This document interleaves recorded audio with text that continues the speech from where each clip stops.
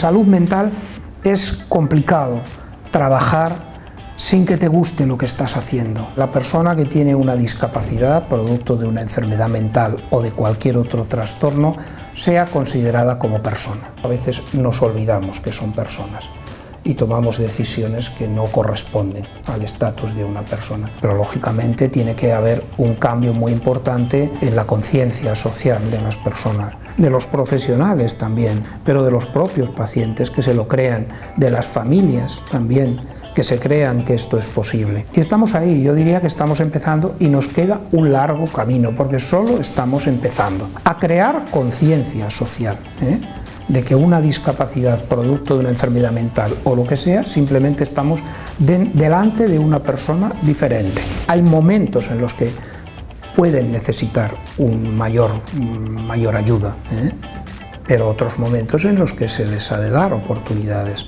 porque además esta es la manera de que se desarrollen como cualquier persona, la oportunidad de poder normalizar su vida. El trabajo es un elemento de lo más normalizador que hay para cualquier persona.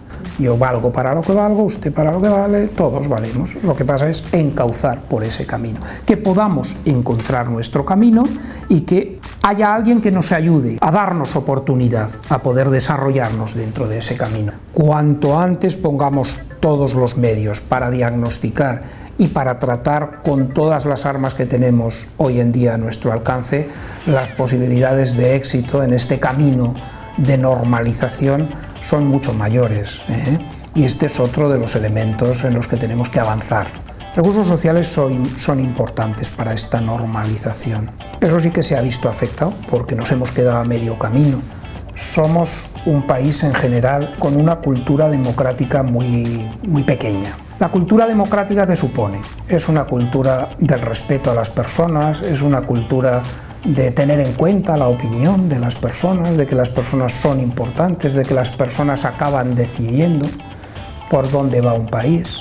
Y siempre ha habido alguien que ha decidido lo que es mejor para aquel grupo de personas, llámese país, estado, nación, con lo cual las personas nos hemos acostumbrado a que decidan por nosotras.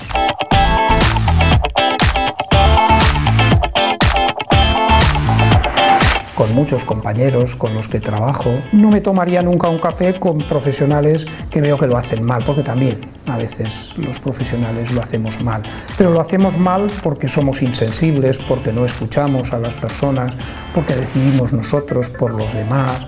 Pues con ellos no me tomaría un café y no me lo tomo porque también los tenemos, ¿no? ¿Con quién más me tomaría un café? Pues con la gente que me lo hace pasar bien y que es agradable y que es sensible, y que con mis hijas, que pues me dan muchos rompimientos de cabeza, pero que cuando me hablan de sus cosas te hacen sentir que has hecho algo bueno en la vida. No diría nadie en concreto, hay muchas personas con las que me tomaría un café, porque pienso que hay mucha gente con la que merece la pena tomarse un café, con los pacientes a veces y con los familiares.